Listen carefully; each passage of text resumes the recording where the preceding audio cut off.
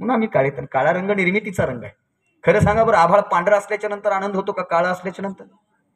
पांढरा आभाळ बघून कोणाला आनंद होत नाही. तुमच्या गावातलं एखादं पांढरा आभाळ बघून म्हणा wow very beautiful, today's nature is very sweet, what is the climate bro. समजायचं हे डोक्यावर पडलं, याचे चाराने हरवले, याला कुत्र बित्र चावलं. पांढरा आभाळ स्नॅप काढेपुरतं इन्स्टाला स्टोरी ठेवण्यापुरतं बरं दिसतं, पण पांढऱ्या आभाळामध्ये काळी ढग दाटून आली ना की आनंद झाल्याशिवाय राहत नाही. कारण काळी ढग आली म्हणजे आता पाऊस येणार आणि माझ्या बापाची काळी जमीन हिरवीगार होणार. हा आशावाद फक्त काळ्या रंगाच्या ठिकाणी आहे. दुसरी गोष्ट सांगतो, काळ्या रंगाबद्दल लोक चांगलं बोलतात. माझ्या लहानपणी एक गाणं होतं, ते गाणं मला फार आवडायचं, गोरे रंग पे इतना गुमान कर गोरा रंग तो दिन में ढल जाएगा. मी मनातल्या मनात म्हणायचं, साला आपल्यावर गाणं कसं का नाही. 15 दिवसानं दुसरं गाणं ऐकलं, हम काले हुए तो क्या हुआ. अरे माझी भाऊकी भरपूर आहे इथं, आता मला टेन्शन घ्यायचं काम नाही. काळा रंग निर्मितीचा रंग आहे. म्हणून या व्याख्यानाचा आगाज, या व्याख्यानाची सुरुवात या अभिनव प्रतिष्ठानला शुभेच्छा देत असताना लोककवी भीमशाहीर वामनदादा कर्डकांच्या शब्दांनी करतो.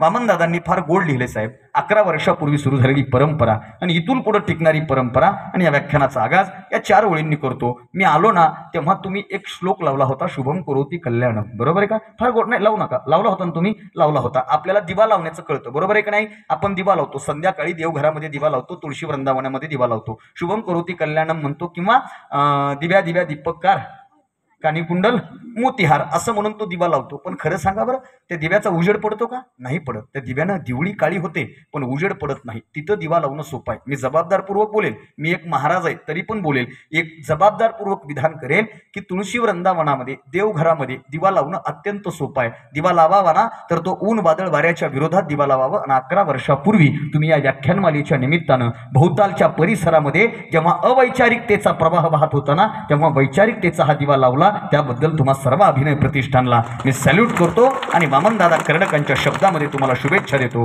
वामनदादा कर्डकांनी इतकं गोड लिहिलं, थोडासा गाण्याचा प्रयत्न करतो, गात असताना थोडा इको आणि बेस द्या. बघा फार गोड आहे. काळ्या धरणी वरले काळे, काळ्या धरणी वरले काळे, काळाने विणलेले जाळे, करील काही काळे आता काळ्या करणी सवे, तुफानातले दिवे आम्ही हो, तुफानातले दिवे, तुफानातले दिवे आम्ही हो, तुफानातले दिवे. हल्ल्यावरती होती हल्ले, अभंग आमुची बाले किल्ले, असाच आमुचा ताठर माथा कधी न खाली शिवे, तुफानातले दिवे आम्ही हो, तुफानातले दिवे. दिवा व्हायचंय वाजवायचे असल्या तर इमानदारीने वाजवा. असं मिस कॉल हल्ल्यावर टॉक टाइम चॅम्पियन करू नका. आता तर सुरू झालंय, वाजवा जोरात. तरी पाठी मागले म्हणले आम्ही पुढच्या टायमाला वाजवू. ते म्हणले आता ह्या डावात आपल्याला गृहीत धरायचं नाही, काही अडचण नाही, आपापल्या सोयीनं वाजवा. कारण सांगू का कशामुळे टाळ्या वाजवायच्या असतात? त्याचा एक नियम आहे. तुमची टाळ्यांची दाद ही आम्हा बोलणाऱ्याची जायदाद असते, जायदाद साहेब. दुसरी जायदाद पाठीमागं नसते. तुमच्या टाळ्या या बोलणाऱ्या माणसाला प्रेरणा देणाऱ्या असतात. म्हणून या अभिनव प्रतिष्ठानच्या माध्यमातून विसरू नको रे आई बापाला हा विषय मला देण्यात आलेला आहे. खरं तर विषय छापल्याच्या नंतरच माझ्या लक्षात आला. बहुतेक दादांनी तो विषय तुम्हाला सुचवला असेल. आता या विषयावर मी इतकं बोलेल की रात्र अपुरी पडेल. पण महत्वाच्या गोष्टी मला तुमच्या समोर सांगायच्या. ती सांगत असताना विसरू नको रे आई बापाला हा विषय भारतात द्यावा लागणं, मला वाटतं हे भारतासाठी अत्यंत वाईट आहे, अत्यंत वाईट आहे. जगातला सगळ्यात महान, जगातला सगळ्यात पवित्र आणि जगातला सगळ्यात सुंदर देश म्हणजे भारत देश आहे. इकडे बघा बरं, आधी तिकडे बघा, पुन्हा इकडे बघा. हे असंच होतं. मी महत्वाचं बोलून जातो आणि आपलं लक्ष, गाडी इथं कुणी लावली असेल, आता त्याला पुढं गाडी ढकलता येईल का? असंच होतं. 11 वर्ष झालं व्याख्याते येतात, पैसे घेतात, घरी जातात, सकाळी झाडून काढताना चर्चा, कसं झालं व्याख्यान? 1 नंबर. काय सांगितलं की बा ते तसं होऊ नये म्हणून जरा माझ्याकडे कान मन डोळे देऊन ऐका. मी जे बोलतोय ना फार दुरून आलोय. मी जवळजवळ 750 किलोमीटरचा प्रवास करून मी आलोय. दुसरी एक विनंती करतो, जरा फ्रेश बसा बरं. तुम्हाला काही ताण आहे का? आई आहे का ताण? मला सांगा. असला तर मला सांगा, मी जाताना डबल करतो. असं टेन्शनमध्ये बसू नका. मला लोक फ्रेश लागतात साहेब, पण बऱ्याच ठिकाणी लोक असे बसतात की कार्यक्रम झाल्यास वक्ताच नेऊन फोकावं कुठेतरी. तसं नाही बसायचं, एकदम आनंदात बसायचं. भारतासारखा देश नाही. भारताचं वर्णन मी अनादी अनंत काळापासून ऐकत आलोय. ज्ञानेश्वरांनी ज्ञानेश्वरीच्या पहिल्या अध्यायात भारताचं वर्णन केलं. म्हणून महाभारती जे नाही ते नोहेची लोकी तीही. संत तुकारामांनी लिहिलं, भरतखंडे नरदेह प्राप्ती हेतो परमभाग्याची संपत्ती. काकड्याच्या भोपाळीमध्ये लिहिलं, पवित्र ते कुळ पावन तो देश, जेथे हरीचे दास जन्म घेती. सोडा देशाचे माजी पंतप्रधान अटल बिहारी वाजपेयी साहेबांनी लिहिलं, ये भारत कोई जमीन का टुकड़ा नहीं है, ये जीता जागता राष्ट्रपुरुष है. यहाँ का कंकर कंकर हमारे लिए शंकर है, और यहाँ से बहती हुई हर नदी हमारे लिए माँ गंगा है. माँ गंगा ये अर्पण की भूमि है, ये तर्पण की भूमि है, ये समर्पण की भूमि है. हम जिएंगे तो इस भारत के लिए, मरेंगे तो इस भारत के लिए. मरने के बाद हमारी अस्थियां किसी बहती हुई पानी में छोड़ दी जाएगी. उस अस्थियों से भी आवाज आएगी, भारत माता की जय, भारत माता की जय, भारत माता की जय. भारतासारखा देश जगाच्या पाठीवर नाही. मला भारताचा अप्रूप जास्त आहे. माझं भारतावर इतकं प्रेम आहे, माझं भारतावर इतकं प्रेम आहे. मी विनोदानं सांगत असतो, सर माझं भारतावर इतकं प्रेम आहे, इतकं प्रेम आहे की माझं आडनाव सुद्धा भारतीय आहे. हो, इतकं प्रेम आहे माझं भारतावर. बरं, माझ्या त्या आडनावाचा फायदा बी आहे आणि तोटा बी आहे. फायदा सांगू का तुम्हाला? ग्रामीण भागामध्ये लोक पुकारतात, आज भारती महाराजांचा कार्यक्रम आहे. ट्रकनं लोक येतात इमानदारीने. मी मगाशी सांगितलं ना, भारती वाटल्यावर त्यांना वाटतं भारती दिदी का काय, आणि दिदीच्या जागी दिदा दिसला की नीट रिटर्न जातात. कारण आता बरेच कार्यक्रम ऐकण्यापेक्षा पाहण्यामध्ये लोकांना जास्त इंटरेस्ट आहे. ही वस्तुस्थिती आहे. असो, भारतासारखा देश नाही. मला लहानपणी भारताचं वर्णन कळलं. ए बाळा, 15 ऑगस्टला काय असतं रे? झेंडा असतो. टाळ्या वाजवा तिच्यासाठी, जोरात वाजवा. म्हणून वाक्य आलं, मुलगी शिकली प्रगती झाली. याला म्हणलं 15 ऑगस्टला काय असतं? यानं रिकामी पेप्सी बाहेर काढली. त्याच्या पेप्सीत काहीच नाही, रिकामं पाकिट आहे. पण ते गेलं भाऊ चढून. एकूण तरी झेंडा म्हणली, ती तरी बरं आहे. एका गावात विचारलं होतं मी, 15 ऑगस्टला काय असतं? एक जण म्हणलं 15 ऑगस्टला 15 ऑगस्ट असतो. ती पण बरं वाटलं मला. संतोष दादा एका गावात विचारलं 15 ऑगस्टला काय असतं, खालून एक जण म्हणलं सुट्टी. मला चक्कर आली डायरेक्ट. कारण वस्तुस्थिती आहे. मागच्या 2 वर्षापूर्वीपासून 15 ऑगस्ट जो आहे ना, 2 सुट्ट्या घेऊन आला. इकडे बघा, 2 सुट्ट्या घेऊन आला. मागचा 15 ऑगस्ट 2 सुट्ट्या घेऊन आला. 2 लगातार सुट्ट्या होत्या, 15 ऑगस्ट आणि तिसरी एक सुट्टी होती. आणि एका पत्रकारानं बातमी लिहिली. ती बातमीचा मायना असा होता की सलग 4 दिवस सुट्ट्या आल्यामुळं वाहतुकीची कोंडी. त्या पत्रकाराला मी प्रश्न केला, म्हणलं साहेब सलग 4 दिवस तुम्ही सुट्ट्यामध्ये मोजता, त्या 4 दिवसाच्या सुट्ट्यामध्ये 15 ऑगस्टची तारीख येते. जर तुम्ही 15 ऑगस्टचा हा दिवस सुट्टीचा दिवस म्हणून साजरा करत असाल ना, तर तुम्हाला या गोष्टीची सगळ्यात मोठी लाज वाटली पाहिजे. कारण स्वातंत्र्य सैनिकांनी ज्या प्राणाच्या आहुत्या दिल्या ना, तो सुट्टी म्हणून नाही तर त्यांच्या स्मरण ठेवावं म्हणून तो 15 ऑगस्टचा स्वातंत्र्याचा उत्साह आहे. पण वर्तमानात सगळं बदलत चाललंय, सगळ्या गोष्टी बदलत चालल्यात. 15 ऑगस्टचं एवढंच सांगतो आणि भारताचं वर्णन करून माझ्या विषयामध्ये प्रवेश करतो. वेळ कमी, मला बोलायचं जास्त. 15 ऑगस्ट, 26 जानेवारी, 17 सप्टेंबर आम्ही मराठवाड्यात करतो आणि 1 मे माझ्या शाळेमध्ये झेंडावंदन असायचा. माझा आवडतीचा उत्सव म्हणजे 15 ऑगस्ट. सर माझ्या आयुष्यातला पहिला सण कुठला असेल तर 15 ऑगस्ट. मी माझ्या आयुष्यात पहिला इस्त्रीचा ड्रेस कधी घातला असेल तर 15 ऑगस्टला. जून जुलैला शाळा भरली, 15 ऑगस्टला इस्त्रीचा. इस्त्री बी कोणती? धोब्या बसली नाही, तांब्यात कोळसा. किती वेळ घोळसा माहित नाही, पण घोळसा किती वेळ घोळसा. बरं, घरच्यांना सवय नाही, एका पॅन्टीला 2 घड्या असायच्या. पॅन्ट एकच, घड्या 2. मित्र मला 2 घड्या कस काय? म्हणलं एक बापाची घडी आहे, एक आईची घडी आहे. तुला काय करायचं? मी घातलंय ते पाय ना. 1 रुपयाचा तिरंगा इथं लावायचा, 4 आण्याचे चॉकलेट हातात घ्यायचे, ती खिशात ठेवायचे आणि शाळेमध्ये जायचो. शाळेत गेलं की स्काउट गाईडची टीम तयार असायची. बरं, 15 ऑगस्टच्या आदल्या रात्री म्हणजे 15 ऑगस्टच्या आधी 14 ऑगस्टला आमची शाळा आम्ही सजवायचो. आमची शाळा आम्ही सजवली लहानपणी. मी माझी शाळा सजवली. बोलू, मी माझ्या शाळेमध्ये झिरमिळ्या लावल्या. इकडे झिरमिळ्याच म्हणतात का? झिरमिळ्याच म्हणतात ना. मी माझ्या गावात माझ्या शाळेत मी झिरमिळ्या लावल्या. बरं, झिरमिळ्या बी कोणत्या? दुकानातल्या आयत्या नाही. त्याचं पाकिट विकत घ्यायचं, घरी गव्हाचं पीठ शिजवायचं. ते किती वेळ शिजवायचं ते कळायचं नाही. ते भांडं करपलं की मग घेऊन यायचं. मग एकानं पिवळा रंग धरायचा, एकानं निळा धरायचा, एकानं भगवा धरायचा, एकानं हिरवा धरायचा, एकानं पांढरा धरायचा. सर एक वाक्य सांगू का? लहानपणी शाळेमध्ये झिरमिळ्या लावत असताना आम्ही कोणता रंग हातात घेतलाय हे आम्हाला माहित नव्हतं. फक्त आम्हाला डेकोरेशनचं भान असायचं. वर्तमानामध्ये आम्ही मोठे झालो आणि आम्हाला आमच्या आमच्या जातीचा, आम्हाला आमच्या आमच्या धर्माचा रंग प्रिय वाटायला लागला आणि बाकीच्या रंगाचा आम्ही द्रोह करायला लागलो. ही सगळ्यात मोठी वर्तमानातली लाज वाटण्यासारखी गोष्ट आहे. अरे, झिरमिळ्याच्या पताकावरून आपण जर जाती जातीच्या रंगाचं विभाजन करत असू तर खरंच आपण महाराष्ट्रामध्ये कुठला विचार घेऊन फिरतोय? असो, त्या झिरमिळ्या कशा लावायच्या? सुतळीला सुतळी, सुतळीला सुतळी, सुतळीला सुतळी. आणि त्या झिरमिळ्या अशा टांगायच्या. सकाळी शाळेतल्या मुलींनी येऊन रांगोळी काढायची. हे झेंड्याचंच दिसतंय हे. हो, शाळेतल्या मुलींनी येऊन झेंड्याच्या सभोवताली रांगोळी काढायची. गुरुजी पांढरे कडक कपडे घालून आलेले, गांधी टोपी, प्रसन्नदायी वातावरण सकाळी सकाळी. आणि गावचे सरपंच, उपसरपंच, ग्रामपंचायत सदस्य, ग्रामसेवक हे सगळे अधिकारी ग्रामपंचायतचा झेंडा फडकून माझ्या शाळेकडे यायचे ना. त्या मधल्या काळात आम्ही भारताचं वर्णन ऐकायचो. फार गोड वर्णन होतं. 2 मिनिटात तुमच्या समोर ठेवतो. प्रसन्नदायी पहाटेमध्ये आम्ही ते वर्णन ऐकायचं. जहां डाल डाल पर सोने की चिड़िया करती है बसेरा, वो भारत देश है मेरा. जहां सूरज सबसे पहले उगकर डाले अपना डेरा, डाले अपना डेरा. जहां सत्य अहिंसा और धर्म का पग पग लगता नारा, वो भारत देश है मेरा, सारे जहां से अच्छा हिंदुस्ता हमारा हमारा, सारे जहां से अच्छा. हम बुलबुले हैं इसकी, ये गुलसिता हमारा हमारा, सारे जहां से अच्छा.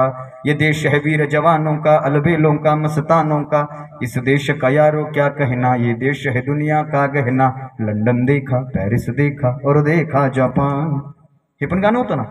पूरी दुनिया में नहीं है दूसरा हिंदुस्तान. मधीच माझा पाहुणा यायचा, अमरीश पुरी माझा जवळचा पाहुणा आहे. तो त्याच्या आवाजात म्हणायचा, I love my India, I love my India.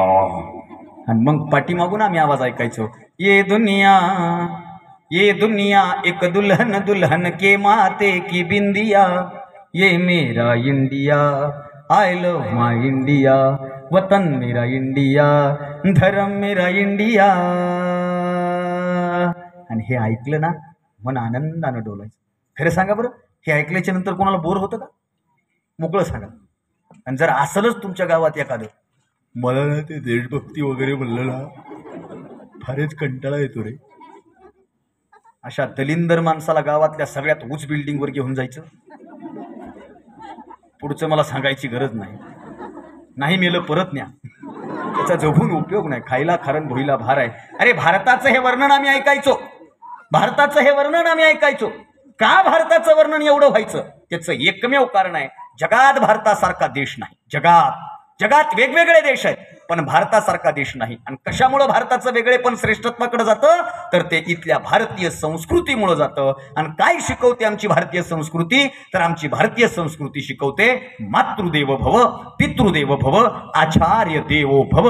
या जगाच्या पाठीवर एकमेव असा भारत देश आहे जिथं बापाला देव, आईला देव आणि शिक्षकाला देव म्हटलं जातं. बाहेरच्या देशामध्ये ही संस्कृती नाही. म्हणून मला भारतीय असल्याचा सगळ्यात मोठा अभिमान आहे, कारण आम्ही आमच्या माईमध्ये देव पाहतो, आम्ही आमच्या बापामध्ये देव पाहतो. बाहेरच्या देशात असं नाही. बाहेरच्या देशात पोराला शेंबूड पुसायची अक्कल आली की पोरग बापाला म्हणतं, daddy this is my room, don't disturb me, my life, my style, my rules, don't interfere. बाहेरच्या देशात. महाराष्ट्रात तसं नाही, भारतात तसं नाही साहेब. माफ करा मला, पण भारतामध्ये आजही म्हाताऱ्याच्या गौऱ्या जरी मसनात गेल्या असल्या ना, तरी म्हातारं पोराचं कान धरायची तयारी ठेवतं. का? कारण त्याचा संसार व्यवस्थित व्हावा ही प्रामाणिक इच्छा बाळगणारा देश आणि तो बाप या फक्त भारतात सापडतो, दुसरीकडे सापडत नाही. बाहेरच्या देशात पोरग मोठं झाल्याच्या नंतर त्याला आपला बाप कोण आहे हे सुद्धा सांगता येत नाही. त्याला आपली आई कोण आहे हे सुद्धा सांगता येत नाही. माफ करा मला, मी जबाबदारपूर्वक बोलेल. बाहेरच्या देशात पोराला कळायला लागेपर्यंत त्याचा बापही सावत्र असतो, आईही सावत्र असते. पोरग जन्माला आलं तेव्हा त्याच्या आई वडिलांचा डिवोर्स होतो. पोराला आईची जबाबदारी, आईला पोराची जबाबदारी भेटते.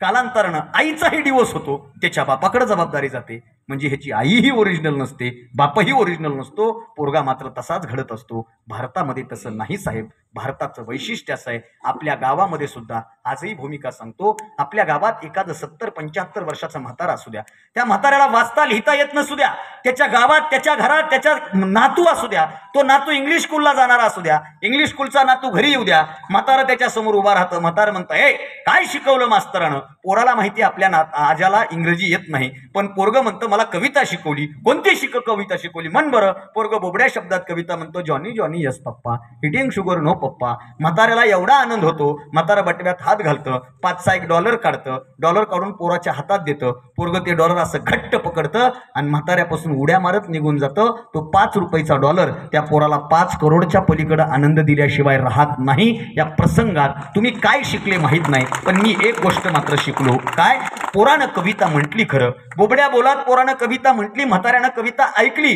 कवितेचा क सुद्धा म्हाताऱ्याला कळाला नाही साहेब, कवितेचा क सुद्धा म्हाताऱ्याला कळाला नाही. हे पोरालाही माहिती आहे आणि म्हाताऱ्याला माहिती आहे. पण पोराचे बोबडे शब्द ऐकून म्हातारा आनंदी होतो आणि म्हाताऱ्याच्या चेहऱ्यावरलं समाधान पाहून पोरगा आनंदी होतो ना. तो हा भारत देश आहे, तीही भारताची संस्कृती आहे. पण वर्तमानामध्ये मात्र या सगळ्या गोष्टी बदलत चालल्या. वर्तमानामध्ये काय झालंय? बापाचं लेकाचं राहिलं नाही नातं, गावाच्या टपरीवर दोघाचंही खातं. अशी भयानक परिस्थिती निर्माण झाली आहे. बापाला बाप, आईला आई म्हणायला लेकरं तयार नाहीत. जगातली सगळ्यात मोठी दौलत काय आहे? आई आणि वडील आहेत. याच्यातल्या कशा भूमिका बदलत गेल्या हे मला तुमच्या समोर मांडायचं आहे. याला कारणीभूत असणाऱ्या दोन्ही तिन्ही गोष्टी मला मांडायच्यात. आता सरांची माझी चर्चा झाली सर, मी त्याच्यावरही भाष्य नक्की करेल. पण ही भूमिका का बदलते? मुळामध्ये प्रश्न असा पडतो की आई आणि बाप. आमच्या संत साहित्यामध्ये आई बापाचं वर्णन करत असताना संत ज्ञानेश्वरांनी लिहिलं, सकळ तीर्थाची धुरे जिय का माता पितरे. संत तुकारामांनी लिहिलं, माय बाप केवळ काशी तेने न जाय तीर्थासी. संत कबीरांनी लिहिलं, सबसे बडी माँ है रे पगले, सबसे बडी है माँ. आणि लहानपणापासून आई वडिलांवरचं साहित्य ऐकत आलोय ना. म्हणजे आकाशाचा केला कागद, समुद्राची केली शाई, तरी आईचं महत्व लिहिलं जात नाही. हे सुविचार वाचतो आम्ही, हा सुविचार ऐकतो आम्ही, पण हा सुविचार आमच्या जगण्यात कधी येणार ही सगळ्यात मोठी वस्तुस्थिती आहे. ते जगण्यात कधी उतरणार आमच्या? का फक्त आम्ही बोलायचं आणि मोकळं व्हायचं इथपर्यंतच मर्यादित आहे का? नाही हो, आम्हाला जरा काही गोष्टी कळायला हव्या. आमच्या संत साहित्यामध्ये ऐका ना, आई आणि वडिलांना तेवढंच स्थान आहे. जेवढी आई श्रेष्ठ आहे ना, तेवढाच बाप श्रेष्ठ आहे. मुळामध्ये लोक थोडं आईवर जास्त बोलतात, बरोबर आहे का नाही? आईवर लोक सर आईवर लई साहित्य आहे, आईवर सगळ्यात जास्त साहित्य आहे, बापावर साहित्यही कमी आहे. म्हणजे लोक बापावरही कमी बोलतात आणि बापालाही कमी बोलतात, असं माझं मत आहे. आईवर जास्त बोलतात आणि आईला जास्त बोलतात, बापाबद्दल कमी बोलतात, बापाला कमी बोलतात. हे थोडासा आमच्यामध्ये फरक झालाय. तो पण कशामुळे झालाय त्याचे पण काही कारण, आता मोठा विषय पण थोडा स्पर्श करत जातो. त्याचं कारण आहे, ऐका. मुलगा बापापासून लांब का चालला माहिती का? तुमच्यामुळे. तुम्ही म्हणताल आम्ही काय त्याला धडे दिले का? धडे नाही दिले तुम्ही. लेकरू शाळेतून घरी येतं, दप्तर टाकतं, खेळायला जातं. 4 वाजता शाळा सुटली, लेकरू 6 वाजेपर्यंत खेळतं का नाही? हो का नाही? आणि 6 वाजता त्याला तुम्ही घरात आणताना काय डायलॉग मारता? घरी चल, पप्पा येतील, हाणतील. पोरगं म्हणतंय आई खेळू देती, पप्पा खेळू देत नाही. पोरगं घरी आलं, 2 तास अभ्यास केला आणि पोरानं टीव्ही लावली. पोरगं 1 तास टीव्ही बघत बसलं, लगेच ही ती किचन मधून, टीव्ही बंद कर, बाप येईल, हाणील. पोरगा म्हणला आई टीव्ही बघू देते, बाप काय टीव्ही बघू देत नाही. मग त्याच्या मनात थीड बसतंय, आई ही करू देती, पप्पा हे करू देत नाही, आई ही करू देती, पप्पा हे करू देत नाही. हे असं म्हणून म्हणून म्हणून म्हणून थोडंसं अंतर झालंय. पुरुषोत्तम पाटील नावाचे कीर्तनकार आहेत, ते माझे मित्र आहेत. त्यांची एक कविता व्हायरल झाली सर, आई माझा मायेचा सागर दिला तिने जीवनाला आधार. आणि मी त्याला बोलता बोलता म्हणलं, का रे दादू, आई जर मायेचा सागर असेल तर बाप एखादा वडा तर असेल, एखादा वडा तर असेल बाप. पण बापाबद्दल लोक कमी बोलतात, बापाला लोक कमी बोलतात. पण नाही, या जगामध्ये जेवढे आईचे उपकार आहेत ना, तेवढेच बापाचे उपकार आहेत. मान्य आहे, बापापेक्षा काकांवर उपकार आईचे जास्त आहेत. का? प्रसूतीच्या वेदना बापाच्या वाट्याला येत नाहीत. पण एक सांगू का, आई पोटात लेकराला ठेवते, पण बाप कायम त्या लेकराला डोक्यात ठेवतो. आणि दोघांच्याही वेदना सारख्याच असतात, पोटाच्याही वेदना तशाच आणि डोक्याच्याही वेदना तशाच. विचारचक्रामध्ये लेकराचाच विचार बाप करत असतो. हे वस्तुस्थिती आहे, ही वस्तुस्थिती आहे. पण आता आमच्याकडे काय होत चाललंय? आमच्याकडे काय होत चाललंय? मला जो विषय दिलाय, विसरू नको रे आई बापाला. ब्लॅक अँड व्हाईट जमान्यामध्ये, जेव्हा मोबाईल नव्हता, जेव्हा साधा मोबाईल होता, तेव्हा मोबाईलमध्ये क्लिप व्हायरल झाली होती एका बारक्या पोराची. तिथून हे गाणं व्हायरल झालं. एक बारकं पोरगं होतं काळेलं, आणि त्याचा त्या बारक्या बटनाच्या मोबाईलमध्ये व्हिडिओ व्हायरल झाला पहिल्यांदा. विसरू नको रे आई बापाला, झिजवली त्याने काया, काया झिजवून तुझ्या शिरावर धरली कृपेची छाया वेड्या. मिळणार नाही तुला आई बापाची माया, मिळणार नाही तुला आई बापाची माया, असं ते गीत आहे. पहिल्या 2 ओळीत विसरू नको रे आई बापाला. का विसरायचं नाही हे बोलण्यासाठी हा विषय. विसरू नको रे आई बापाला ठीक आहे, पण का विसरायचं नाही? का? याचं एकमेव कारण आहे, काया झिजवून तुझ्या शिरावर धरली सुखाची छाया, म्हणून मायबापाला विसरू नको. आई बाप जे काही करतात ना ते फक्त लेकरासाठी करतात ही वस्तुस्थिती आहे साहेब. बाप करी जोडी लेकुराच्या ओढी संत तुकारामांनी लिहिलं. आई जे काही करते ते लेकरासाठी करते. 9 महिने 9 दिवस गर्भीच्या यातना सहन करायच्या. संत तुकारामांनी लिहिलं काय सांगू गर्भीच्या यातना मज भोगता नारायणा मांस मळ मूत्र जाणं तुझं क्षणोक्षणाध्यात असे. काय काय सांगावा गर्भीच्या यातना. 9 महिने 9 दिवस गर्भ धारण करणाऱ्या माईला किती यातना होत असतील. माझ्या आजीचं एक वाक्य मला फार आवडतं. माझी आजी म्हणायची बाळा एखादी माय एखाद्या लेकराला जन्म देते ना तेव्हा तिचा पुनर्जन्म होत असतो. पुनर्जन्माच्या वेदना सहन करून या जगामध्ये सुख लेकराला देणारी एकच व्यक्ती ती म्हणजे माय. आणि त्या माईला आम्ही विसरत चाललोय. किती मोठं दुर्दैव आहे. किती मोठं दुर्दैव आहे. बोलण्यासारखा फार मोठा विषय. अनेक प्रवाह या विषयामध्ये. का विसरायचं नाही कारण आई वडिला इतकं मोठं दैवत नाही. मी या दोन्ही मंदिराच्या समोर या मस्जिदीच्या समोर उभा राहून जबाबदारपूर्वक बोलेन. छत्रपती शिवरायांच्या समोर साक्षीनं बोलेन. का विसरायचं नाही आई वडिलांना. त्याचं एकमेव कारण आहे. एक वाक्य माझ्या वाचनात आलेलं आहे. ए खुदा खुदा बनना आसान है. ए खुदा खुदा बनना आसान है. अगर तुझ में हिम्मत है ना तो मेरी माँ बन के दिखा मेरा बाप बन के दिखा. ही जगातली सगळ्यात कठीण बाप आहे. सगळ्यात कठीण बाप. देव बनणं सोपं आहे. आई आणि वडील होणं हे सगळ्यात कठीण काम. आणि सगळा इतिहास बघा आई वडिलांचं जे काय. आता छत्रपती शिवाजी महाराजांचा फोटो प्रतिमा माझ्या समोर आहे. महाराजांनी स्वराज्य उभं केलं. का उभं केलं स्वराज्य. का उभं केलं. काही वाक्य आम्हाला पाठ आहेत त्याचा अर्थ समजला पाहिजे. महाराजांच्या इतिहासातलं एक वाक्य हे हिंदवी स्वराज्य व्हावे ही श्रींची इच्छा. बरोबर. हे वाक्य प्रत्येकाला पाठ आहे ना. प्रत्येकाला पाठ आहे. प्रत्येकाचा आत्मसन्मान असणार हे वाक्य. पण जरा बारकाईनं अभ्यास केला ना इतिहासाचा तर हे हिंदवी स्वराज्य व्हावे ही श्रींची म्हणजे मातोश्रींची इच्छा होती. बुलढाणा जिल्हा सिंदखेड राजा लखोजी जाधवांचं घराणं. लखोजी जाधवांच्या घराण्यात जन्म झाला मासाहेब जिजाऊचा. जिजाऊ करून आल्या शहाजीराजेंसोबत संभाजीनगर जिल्ह्यातल्या वेरूळच्या ठिकाणी. वेरूळच्या गडीवर संसार सुरू झाला. आणि छत्रपती शिवाजी महाराज जन्मालाही आले नाहीत. अगोदर शहाजीराजे म्हणजे शिवरायांचे वडील शहाजीराजे म्हणजे जिजामाते साहेबांचे पती स्वारीवरनं घरी आले. आणि गडीवर आल्याबरोबर शहाजीराजेंचा चेहरा पडलेला आहे. आणि शहाजीराजेंच्या चेहऱ्यावरचा प्रश्न विचारत असताना मासाहेब जिजाऊ विचारतात काय झालं.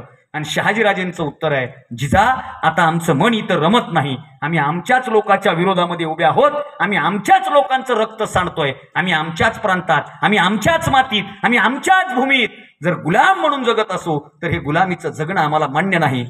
जिजाऊ ते पाहतात ऐकतात. शहाजीराजे निघून जातात दुसऱ्या दिवशी. जिजाऊ मात्र अस्वस्थ होतात. आणि जिजाऊ बारकाईनं पाहतात तर खरीच गोष्ट आहे. भोसलेच भोसल्यांच्या विरोधात उभे आहेत. एकमेकाच्या विरोधात तलवारी घेऊन उभे आहेत. ही लोक एकमेकाचं रक्त सांडतायत आणि चाकरी मात्र मोगलांची करतायत. चाकरी मात्र दुश्मनांची करतायत. आणि मग मात्र जिजाऊ अस्वस्थ झाल्या. आणि मासाहेब जिजाऊंनी त्या वेरूळमध्ये संकल्प केला की ही लोक आपापसात लढण्यापेक्षा जर ही लोक एकत्रित येऊन लढली ना तर सांडलेल्या रक्ताला किंमत प्राप्त होईल. म्हणून हे हिंदवी स्वराज्य व्हावं ही मातोश्रींची इच्छा श्री छत्रपती शिवाजी महाराजांनी पूर्ण केली. हा महाराष्ट्राचा इतिहास आहे साहेब. आईची इच्छा म्हणजे स्वराज्य. छत्रपती शिवाजी महाराजांनी महादेवाच्या पिंडीवर रक्ताचा अभिषेक केला आणि स्वराज्याची शपथ खाल्ली. हा इतिहास आपल्याला माहित आहे. पण तुम्हाला माहित असेल छत्रपती शिवाजी महाराजांनी दुसरी शपथ घेतली होती. ती शपथ अशी होती की माझ्या बापाचा अपमान तुम्ही तुमच्या दरबारात करताना एक दिवस हा शहाजी पुत्र शिवाजी बापाच्या अपमानाचा बदला घेतल्याशिवाय राहणार नाही आणि या महाराष्ट्रातून तुम्हाला धुडकावून लावल्याशिवाय राहणार नाही. बापाच्या अपमानाचा बदला म्हणजे छत्रपती शिवाजी महाराजांचा इतिहास आहे. हे जर सगळ्या क्रांत्या जर आई वडिलांच्या इच्छेसाठी होत असतील. शांत बसा. आता हे मंदिर आहेत. 2 मंदिर आहेत बरोबर. कशा कशाचं मंदिर आहे. एक हनुमानाचं आणि एक विठ्ठल रुक्मिणीचं. विठ्ठल रुक्मिणीचं मंदिर पलीकडले का अलीकडले. हे विठ्ठल रुक्मिणीचं मंदिर आहे. पंढरपुरामध्ये 28व्या युगापासून तो विठ्ठल उभा आहे. का उभा आहे. का विसरायचं नाही वडिलांना तो ती भूमिका सांगतो मी. हा विठ्ठल पांडुरंग परमात्मा आपल्या गावात निमित्त मात्र या मंदिरात आहे. पण अस्तित्व पंढरपुरामध्ये आहे ना. चंद्रभागेच्या तीरावर विटेवर कटेवर हात ठेवून हा विठ्ठल उभा आहे. का उभा आहे याचा जर बारकाईने अभ्यास केला ना तर संत तुकारामांनी लिहिलंय पुंडलिकासाठी अजूनही तिष्ठत आणि तुका म्हणे मात धन्य त्याची. पुंडलिकानं आई वडिलांची सेवा केली. आई वडिलांच्या सेवेमध्ये गुंग असलेल्या पुंडलिकाला भेटायला पांडुरंग आला आणि पांडुरंगानं पाठीमागं वीट फेकून सांगितलं मला आई वडिलांच्या सेवेमधून वेळ नाही. तू पाठीमागं उभा राहा. तो विठ्ठल तिथंच उभा आहे ना. महाराष्ट्राचा अखंड दैवत, आई वडिलांच्या सेवेचं प्रतीक म्हणून तिथं उभा आहे. पलीकडे हनुमंताचं मंदिर आहे. हनुमंतराय म्हणजे राम भक्त, राम भक्त, राम प्रभू रामचंद्र म्हणजे आमचा आत्म्याचा जिव्हाळ्याचा विषय. पण आमची भूमिका कुठं चालली आहे? 22 जानेवारीला मागच्या वर्षी राम मंदिर झालं आणि ते राम मंदिर झाल्यामुळे तुम्हाला मला इथं बसलेल्या प्रत्येकाला आनंद झाला. माफ करा, मला मी जबाबदारपूर्वक बोलेल. प्रभू राम प्रभूचं मंदिर होणं सोपं आहे. मंदिरासाठी काही लागत नाही, परमिशन लागते, मंदिरासाठी सामान लागतं, मंदिरासाठी वाळू लागते, मंदिरासाठी विटा लागतात. मंदिर उभा करण्यासाठी काही लागत नाही, पण मंदिरामधल्या देवाच्या चरित्राचा जागर आणि त्या चरित्राचं आचरण करणं ही वर्तमानामध्ये सगळ्यात महत्वाची भूमिका आहे आणि ती आपल्याला पुढच्या काळात निभवायची आहे. तर या मंदिराचं पावित्र्य आहे, तर या मंदिराचं पावित्र्य आहे. नाहीतर आमच्याकडे काय फॅशन झाली सगळी. मला आत्ता फोन आला, माझा कीर्तनकार म्हणून उल्लेख केला, मी वाटत नाही पण हाय. कीर्तनकार म्हणलं की लोकांच्या डोक्यात 3 गोष्टी फिट आहे. त्याची भली मोठी गाडी, त्याची बक्क्या बॉडी, लांब लचक दाढी. गाडी आता घेतली मी, बॉडी तुमच्या समोर उभी आहे, दाढी आता ठेवायला लागलोय, कारण सध्या दाढीवाल्याचा जमाना आहे.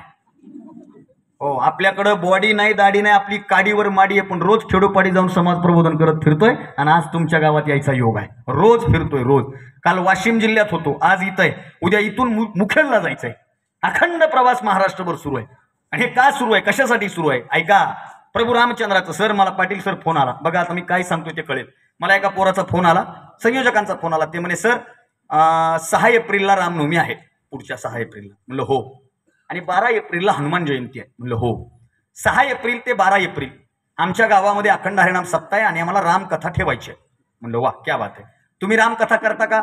मी म्हणलं नाही, मला कॉलेजमुळे वगैरे थांबणं शक्य नाही आणि कार्यक्रम सगळे गेलेले आहेत. ते म्हणे नाही, तुमची तारीख द्या. म्हणलं तारीख माझी नाही. मग ते म्हणे तुम्ही दुसरी कोणाची तरी तारीख मिळवून द्या. मी म्हणलं बजेट किती सांगा, आपल्याकडे बजेटनुसार माणसं असतात. मी म्हणलं बजेट सांगा. मग ते म्हणे बजेटची काळजी करू नका, लागल तेवढं बजेट आहे. मी म्हणलं एकदा गावकऱ्यांना विचारा. तो म्हणला गावकऱ्यांना विचारायची गरज नाही, बजेट मी एकटा देणार आहे. मी म्हणलं एकटा कसं काय, कुठल्या आनंदात? ते म्हणे काही नाही सर, 40 वर्ष झालं भावासोबत केस चालू होती, निकाल आपल्या बाजूने लागला, यंदा आपल्याला रामकथाच करायची. कळलं? मी म्हणलं प्रभू रामचंद्र एक बाणी आहे, पण वरून 2 बाण सोडी. पहिला तुला, दुसरा मला. प्रकरण रामाकडे जाणार नाही, अगोदर हनुमानाकडे जाईल. आणि हनुमान ह्या गद्याला आणि ह्या गद्याला, दोन्ही गद्याला गद्यानं हानी. अरे जिथं भाऊ भावाला मानित नाही, जिथं बाप आणि आईला मुलगा किंमत देत नाही, तिथं आम्ही रामायण घेण्यासाठी रामकथा करण्यासाठी जर अट्टहास करत असू तर सांगा ही चांगली गोष्ट आहे का? सर, पाटील सर, माझा भाऊ सोलापूर ग्रामीणला DYSP होता आणि सोलापूर ग्रामीणचा तो DYSP असताना आता नगरला त्याचं ट्रान्सफर झालं.